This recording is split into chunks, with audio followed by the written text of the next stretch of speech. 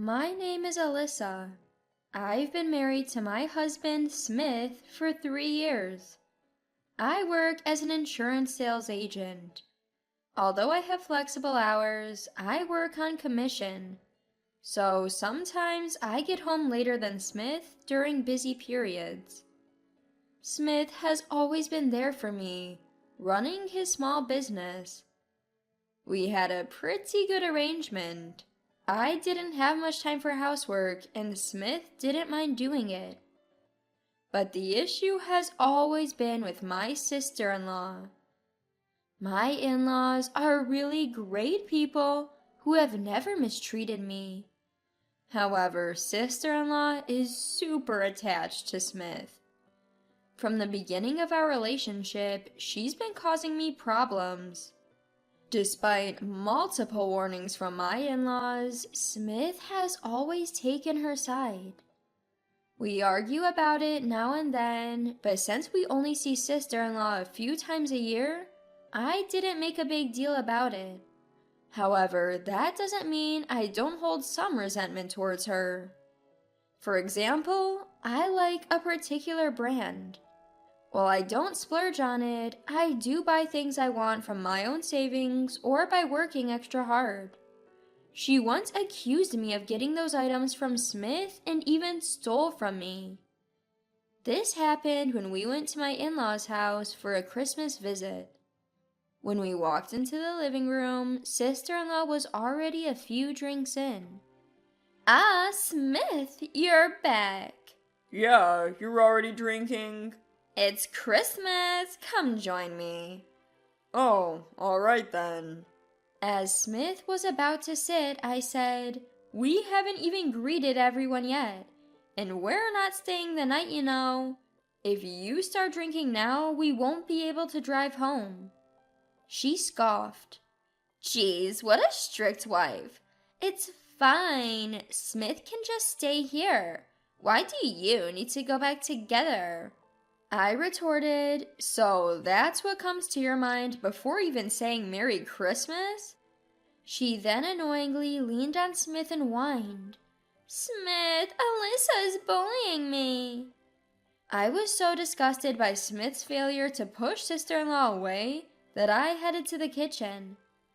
"Mother-in-law, Merry Christmas." It seems that mother-in-law was so wrapped up in preparing a full-course Christmas meal and party that she didn't hear our exchange. "Oh, you're here.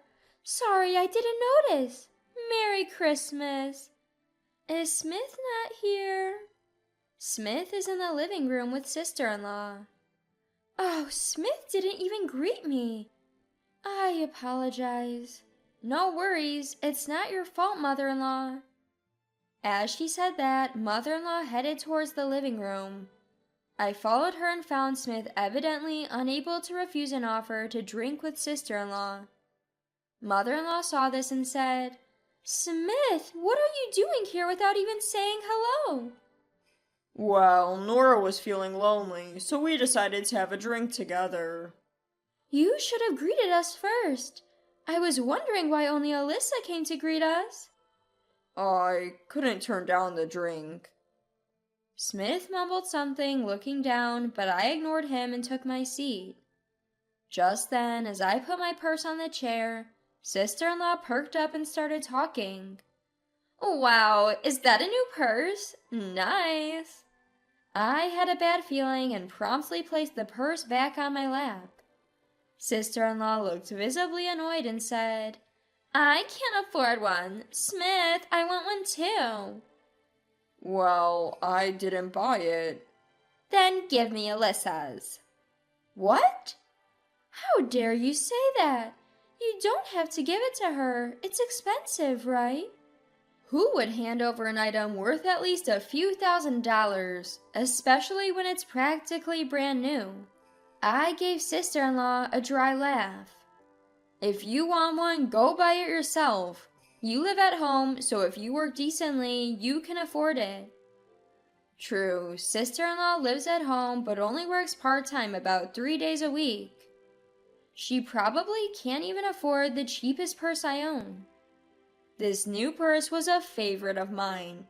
reserved with a deposit as soon as I heard from the shop clerk that it was coming in. There's no way I would easily give that up, especially not to sister-in-law. Then Smith started saying something outrageous. Hey, give that to Nora. What? You have plenty. It won't hurt to give away just one. Do you even know how much it costs? If you have so many, what's the problem? No way! I even paid a deposit to get this. Stingy! So stingy. Could you please not talk like a child? Are you even an adult? I just started using this brand new bag, so I can't give it away. I have no intention of giving away any of my other bags either. Stingy! With that, sister-in-law stormed off to her room. Smith also stood up, following her. You went too far, and since you're not giving it, you should apologize. I won't see my sister-in-law after Christmas, so it doesn't matter. I thought, but I was wrong. A few days after Christmas, as I was preparing to go to a hotel lunch with my friends, I opened my closet to grab a purse, but it was missing from the bag where I'd stored it. Frustrated, I went straight to Smith's place.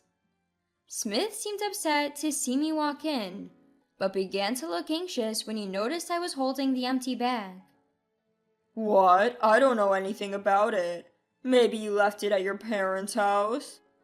I haven't even said anything yet. Don't you know? You gave it to your sister, didn't you?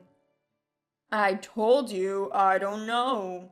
Maybe you left it somewhere, like at your parents' house. Fine, I'll search your parents' house then. I'll also call them. If I don't find it, I'm reporting it to the police. It's an expensive bag. If someone broke in, that's a big deal. Smith turned pale at the mention of the police, but quickly retorted, Even if the same purse is there, maybe Nora bought it herself? I took a card out of the shopping bag and showed it to Smith. It's a limited edition with a serial number. There's no way it's the same. I didn't know that. My sudden visit surprised them, but they let me into my sister-in-law's room when I explained the situation. My purse was easily found in the messy room, but it was in terrible condition. The bag had remnants of food and drink stains, and it seemed beyond repair. Even my mother-in-law was at a loss for words. Suddenly, my sister-in-law, perhaps realizing someone was in her room, barged in shouting, "What are you doing? I told you not to come into my house." "Just give me back my purse." "Actually, you can keep it. Just give me the money back." "What are you talking about? I bought it." Probably coordinated with Smith.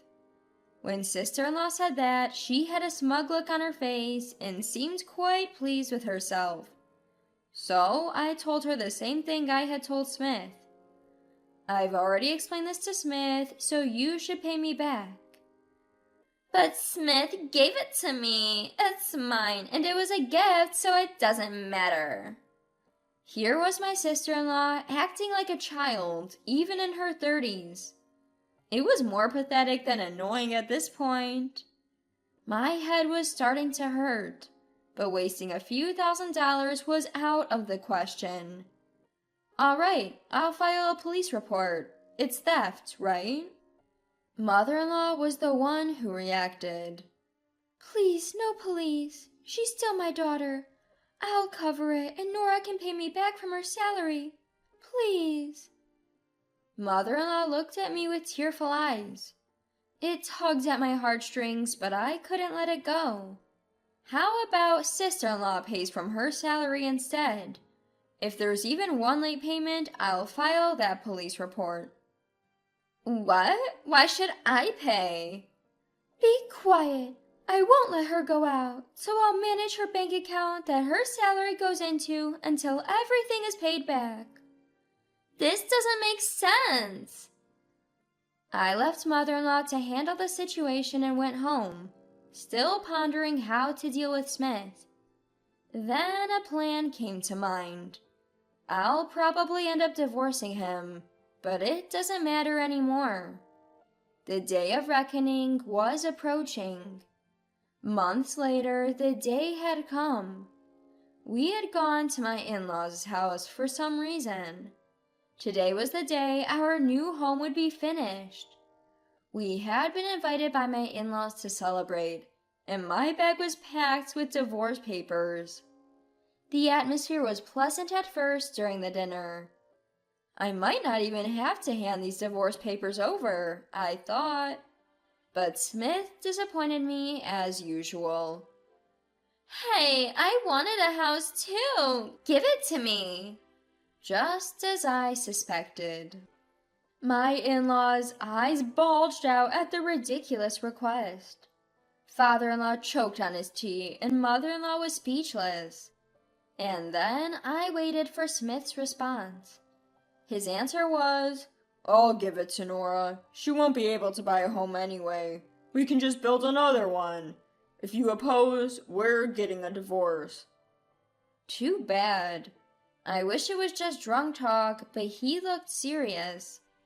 I hated the face he made, smiling while leaning on sister-in-law. Sighing, I said, Fine, let's divorce. You can have the house. What? Yes. Yay, I got my dream home. Sister-in-law was jubilant, but I didn't care. You get your dream life with sister-in-law in our home, Smith. Yay, Smith! The contrast couldn't have been starker. A jubilant sister-in-law, a frozen Smith, and me. I handed over the pre-filled divorce papers with a smile. Would have reconsidered if you'd objected. Good luck. Smith seemed to realize what I meant and seemed deeply apologetic, but I had already left the table and didn't look back. In hindsight, maybe I should have watched his reaction. A few days later, we discussed asset division through lawyers. My in-laws must have talked some sense into him, as he agreed rather easily. Months have passed. I was living alone in an apartment I bought before marriage, peacefully taking care of my cat. Then sister-in-law shows up. When I opened the door, there she was, deeply apologetic. I'm sorry, help me. Who are you? Don't talk like that. We were family once. I don't recognize people like you as family. You're the one who said that, right? Besides, we're divorced, so we're literally strangers now. Please, I can't make it on my own. Upon a closer look, my sister-in-law was in rags. No wonder, Smith's earnings were less than the average temp jobs in the area. I said I'd leave the house, but I never said anything about continuing to pay the mortgage. The mortgage built around my income would be too much for Smith to handle. I bet the loan alone would swallow up his paycheck. Originally, the home was built so I could live there with Smith, but now I don't care anymore. I never thought Smith would earn so little. Neither did I. Smith is what you'd call a freelance writer. If he writes, he makes money. If he doesn't, well, no income. Smith hates working. He gets sick if he has to do regular work outside, so a regular job is out of the question for him. He's tried it before but quit after a few months. So he was content doing housework while I was the main breadwinner. I provided almost all of our living expenses, and even the down payment on the house came from my savings. I found out that Smith boasted how he funded our lifestyle and splurged on luxury items without contributing to living expenses. And when we got divorced, I learned he had even taken on debt. Wanna guess what the debt was for? Presents for sister-in-law. I knew something was off when I saw high-end clothes and accessories scattered in sister-in-law's room, items she couldn't afford on a part-time job. My suspicions led me to discover thousands of dollars in debt on Smith's credit card. Sure, he could pay it off if he worked, but let's be real. Someone accustomed to a laid-back lifestyle isn't going to suddenly work hard. Why not sell the house then? We've been cut off by Mom and Dad. They've sold our house and moved away. If we sell, we have nowhere to go. That caught me off guard. While my in-laws had always been soft on my harassing sister-in-law, I thought they would never actually abandon her. But it seems they'd finally reached their breaking point this time. No surprise there, with Smith falsifying his income and stealing the house from me, and sister-in-law sticking to him like glue. And then there's the home loan in tens of thousands of dollars. Even loving parents have their breaking point. It's what you chose, right? A home with just you and Smith. But Smith told me to sell my gifts, to work because we can't sell the house. That's on you. It's painful to see a 32-year-old crying at the doorstep. Actually, Smith is 10 years older than me. And believe it or not, sister-in-law is 8 years older than me. It's just pathetic that no one had set them straight before. But that's a separate issue. Why should I help people who've mistreated me all this time? I'll be going freelance a month after the divorce.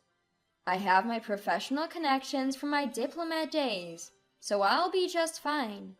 But that's for my future, not for the downtrodden sister-in-law standing in front of me now. Please, can you at least take over half the mortgage?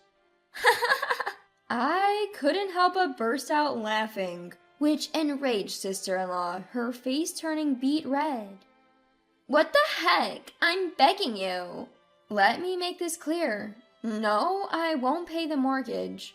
Why should I pay for a house I no longer live in? But you're the sister-in-law. So, I'm no longer your sister-in-law, got it? If you keep this up, I'm calling the cops. Do you want a criminal record too? My sister-in-law was startled by the mention of the police and scampered away. It's likely that Smith and she will have to fend for themselves from here on out. They're both adults. They should get what they want with their own efforts.